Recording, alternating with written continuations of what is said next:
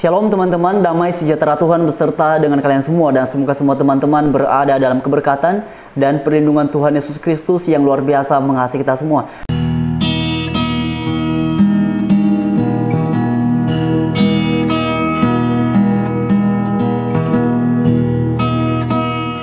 Nah teman-teman sekalian, dalam bagian ini kita akan sama-sama membahas mengenai pembelaan yang disampaikan oleh mualaf Natalia Iriani. Dan karena itu teman-teman, sebelum kita berkomentar, seperti biasa mari sama-sama kita dengarkan apa yang disampaikannya dalam cuplikan video berikut ini. Kalian tuh sebenarnya udah fitnah. Dan dengan kalian melakukan fitnah itu, kalian udah melanggar Alkitab kalian sendiri. Dalam Alkitab kalian sendiri, itu di Keluaran 20 ayat 16, di situ ada hukum Taurat yang ke-9 ya. Jangan mengucapkan saksi dusta tentang sesamamu. Di sini dijelaskan kalian berarti nggak boleh fitnah. Dan kalian tahu nggak sebenarnya untuk orang-orang yang fitnah itu, yang suka yang fitnah, tempatnya tuh nanti di mana? Apa nanti masuk dalam surga atau seperti apa? Sini ada 1 Korintus 6 ayat 10. Pencuri, orang kikir, pemabuk, pemfitnah, dan penipu tidak akan mendapat bagian dalam kerajaan Allah. Jadi bagaimana nih yang katanya asal iman percaya aja, yakin terima Yesus sebagai Tuhan dan Juru Selamat, bakal masuk surga, gak pakai mampir ke neraka.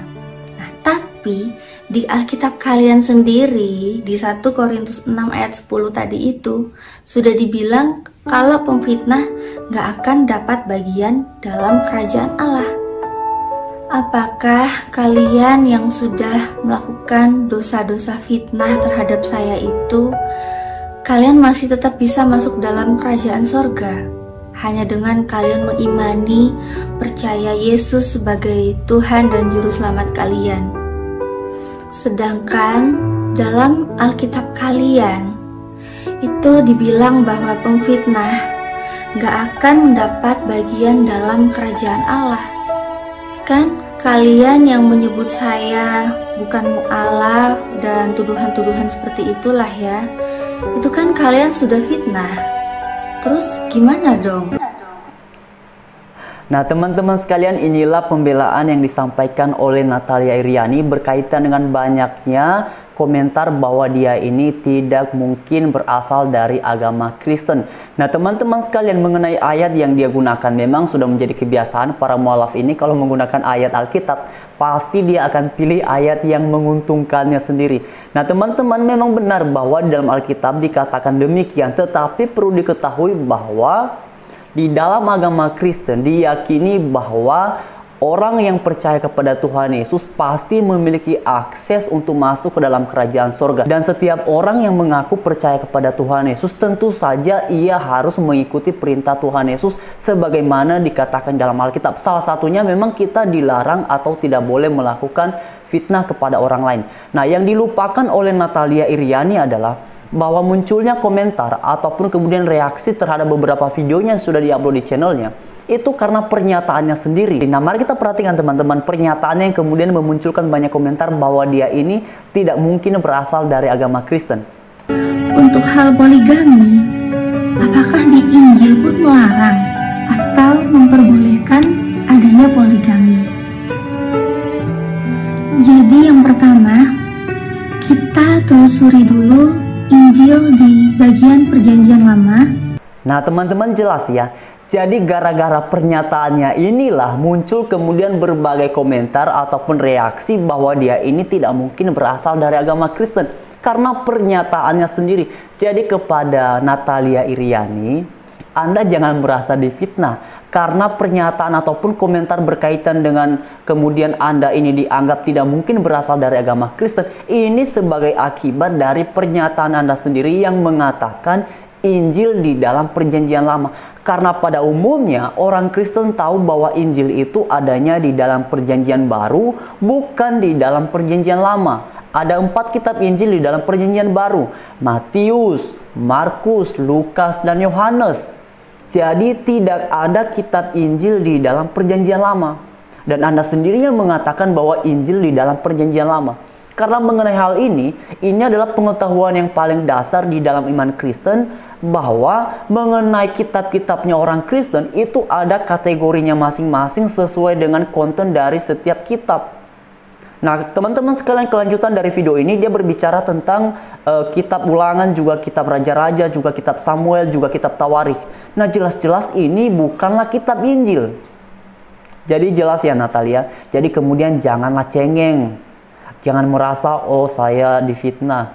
Anda harus tahu mengapa komentar-komentar seperti itu yang kemudian orang beranggapan tidak mungkin Anda berasal dari agama Kristen.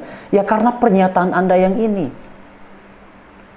Dan tadi Anda berkata bahwa siapa yang kemudian melakukan fitnah itu tidak akan masuk ke dalam kerajaan sorga. Anda tahu nggak, di dalam Alkitab dicatat, Yesus berkata, siapa yang menyangkal aku di depan manusia, aku akan menyangkalnya juga.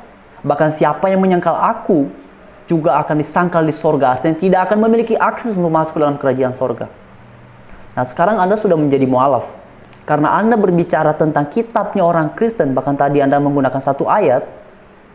Sekarang saya tanya kepada Natalia, di mana di dalam kitab sucimu yang sekarang yang memberikan satu jaminan bahwa Anda memiliki akses untuk masuk ke dalam kerajaan sorga?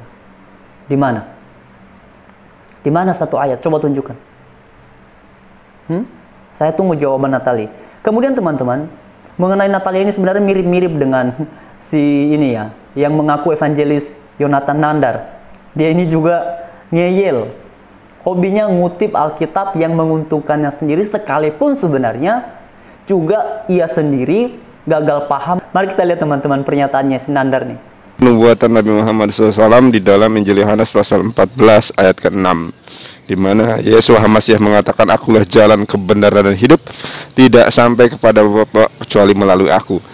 Ya, melalui original teks ternyata ini adalah nubuatan Nabi Muhammad SAW. Nah teman-teman sekalian, mengenai pernyataan dari Nandar ini akan kita bahas secara khusus. Dan ini teman-teman, justru dengan dia mengutip ayat ini, ia secara tidak langsung sedang mengakui bahwa pada dasarnya Yesus adalah Tuhan. Nanti kita akan bahas teman-teman. Dan karena itu saya ingatkan kembali agar kiranya Natalia Iriani menjawab pertanyaan yang sudah saya ajukan tadi. Ayat mana di dalam kitab sucimu yang menjamin bahwa kalau Anda memeluk agama Anda yang sekarang, itu Anda memiliki akses untuk masuk ke dalam kerajaan surga? Sebenarnya saya ada satu pertanyaan lagi, tapi biarlah orang lain saja yang menjawab hal ini. Jadi sekian teman-teman, semoga bagian ini memberikan kita edukasi yang baik. Dan pada akhirnya, terima kasih, Tuhan Yesus memberkati kita semua. Haleluya. Shalom.